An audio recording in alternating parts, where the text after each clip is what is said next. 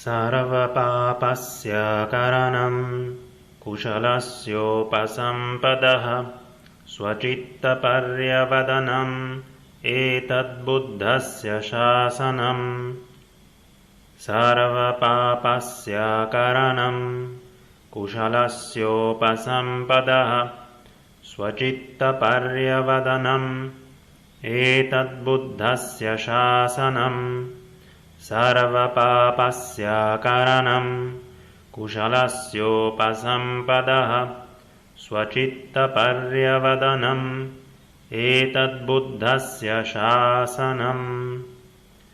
Sarva-pāpasya a-karaṇam kuśalasya upasaṁpadaḥ sva-citta-paryavadanam etad buddhasya śāsanam.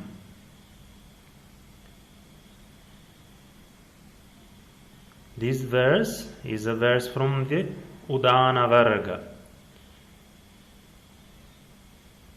It's an extremely famous verse, and anyone familiar with the Buddhist tradition might have heard this verse, perhaps in some other language.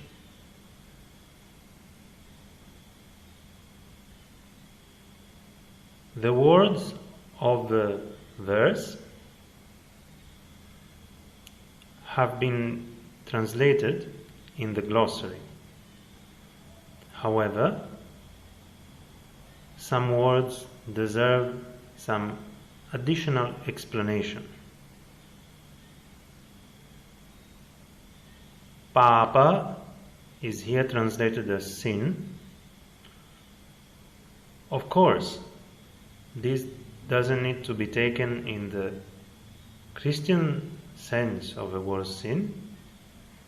However, the English word sin has been used in South Asia to translate precisely the word pāpa, which means something to be avoided, a non-virtue, and in this case it is the opposite of kuśala, therefore a-kushala, non-merit, non-virtue, something which will result in the accumulation of negative karma. That is called pāpa. A-karaṇam means not doing, not performing. So, sarva-pāpasya a-karaṇam means the non-performance of any pāpa. Kuśalasyopasaṁpadaḥ. Upasaṁpadaḥ means to accomplish, to accumulate. Kuśala. Kuśala is virtue, something skillful, something which will give rise to positive karma. One etymology of kuśala is kushamlati. Someone cuts kusha grass. Kusha grass is very hard to cut because it is extremely sharp. So it is difficult to cut without cutting oneself. So someone who cuts kusha grass is skillful.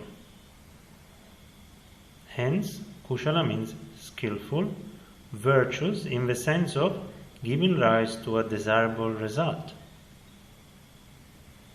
Sva-citta-paryavadanam.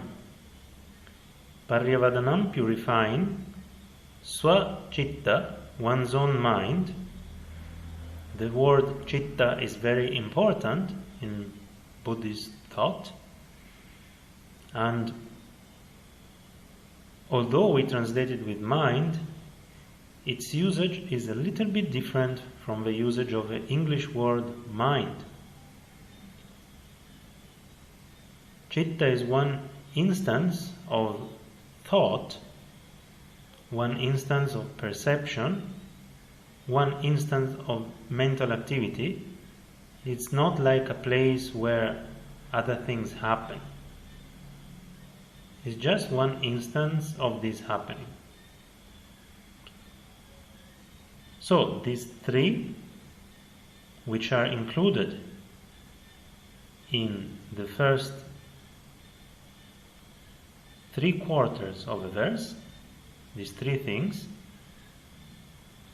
not performing any pāpa, accumulating all kuśala, and purifying one's own citta, these three are the teaching of the Buddha. Śāsana is also here translated as dispensation. The word has something to do with government as well, and this goes with the image of the Buddha as the Dharma emperor, the emperor of the Dharma. Just like an ordinary emperor has his own śāsana in the sense of his own government, so also the Buddha has his own śāsana in the sense of his own teachings. The word Buddha means one who is awakened, one who has blossomed, one who has understood, or one who is known by others to have understood. These are some of the possible meanings of the word Buddha. It's an epithet. It's not necessarily the name of a person. However, in this context, this refers specifically to a complete Buddha, an omniscient Buddha.